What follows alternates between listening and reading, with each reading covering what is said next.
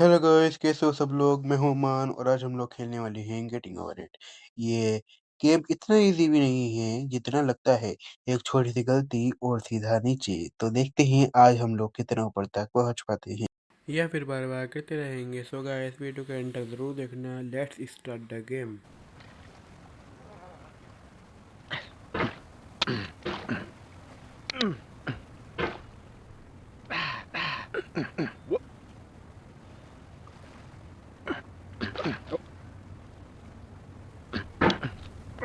There's no feeling more intense than starting over.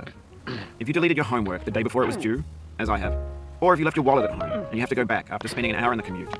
If you won some money at the casino and then put all your winnings on red but it came up black. If you got your best shirt dry cleaned before a wedding and then immediately dropped food on it. If you won an argument with a friend and then later discovered that they just returned to their original view. Starting over is harder than starting up. If you're not ready for that, like if you've already had a bad day, then what you're about to go through might be too much. Feel free to go away and come back. I'll be here.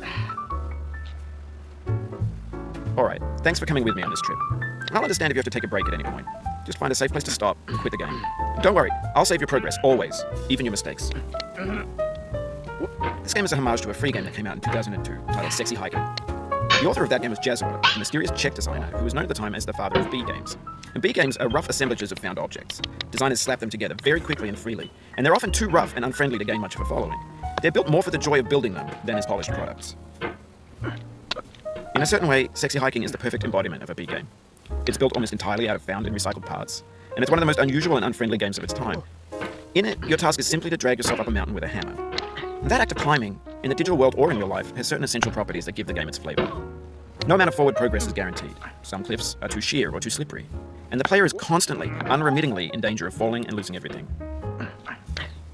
Anyway, when you start Sexy Hiking, you're standing next to this dead tree that blocks the way to the entire rest of the game.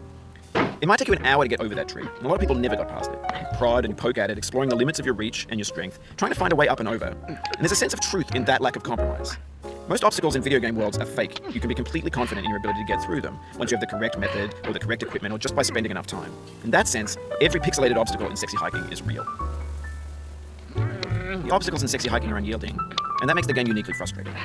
But I'm not sure Jazzuo intended to make a frustrating game. The frustration is just essential to the act of climbing, and it's authentic to the process of building a game about climbing. A funny thing happened to me as I was building this mountain.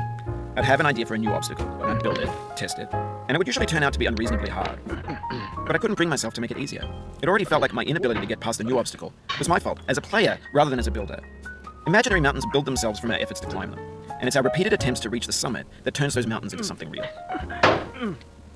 When you're building a video game world, you're building with ideas. And that can be like working with quickset cement. You mold your ideas into a certain shape that can be played with. And in the process of playing with them, they begin to harden and set until they're immutable, like rock. And at that point, you can't change the world. Not without breaking it into pieces and starting fresh with new ideas. For years now, people have been predicting that games would soon be made out of prefabricated objects, bought in a store and assembled into a world. And for the most part, that hasn't happened, because the objects in the stores are trash. I don't mean they look bad or that they're badly made, although a lot of them are. I mean they're trash in the way that food becomes trash as soon as you put it in the sink. Things are made to be consumed and used in a certain context, and once the moment is gone, they transform into garbage. In the context of technology, those moments pass by in seconds. Over time, we've poured more and more refuse into this vast digital landfill that we call the internet. It now vastly outnumbers and outweighs the things that are fresh and untainted and unused. When everything around us is cultural trash, trash becomes the new medium, the lingua franca of the digital age. And you can build culture out of trash, but only trash culture. B games, B movies, B music, B philosophy.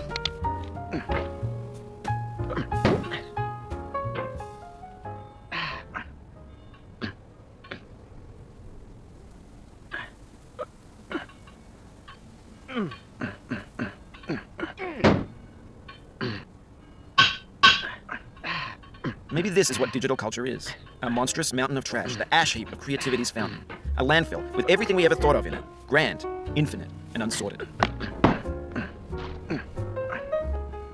There's 3D models of breakfast, Gen X's fanfic novels, scan magazines, green screen Shia LaBeouf, banned snuff scenes on LiveLeak. Facebook's got lifelike bots with unbranded adverts and candid shots of Kanye and Taylor Swift mashups, car crash epic failed GIFs, Russian dashcam vids, discussions of McRibs, discarded, forgotten, unrecycled, muddled, rotten, untitled.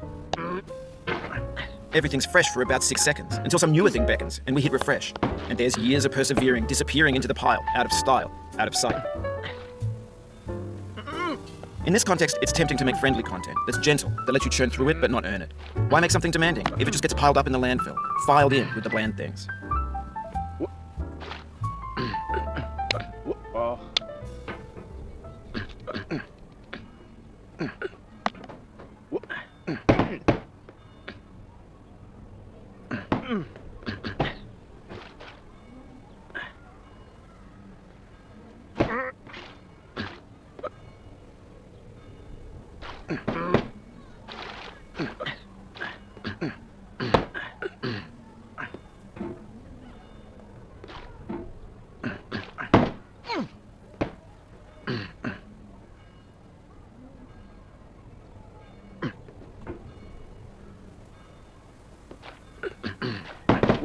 Oh, you just lost a lot of progress. That's a deep frustration, a real punch in the gut.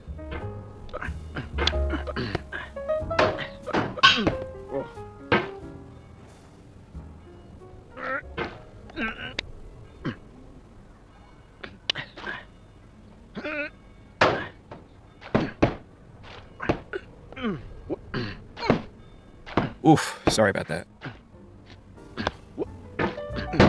Oh, it happened again. Keep on trying, don't let it get to you.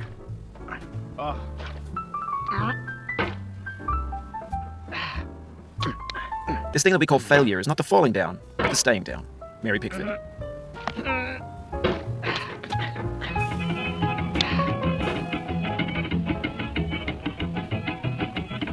Get nasty over there, boy.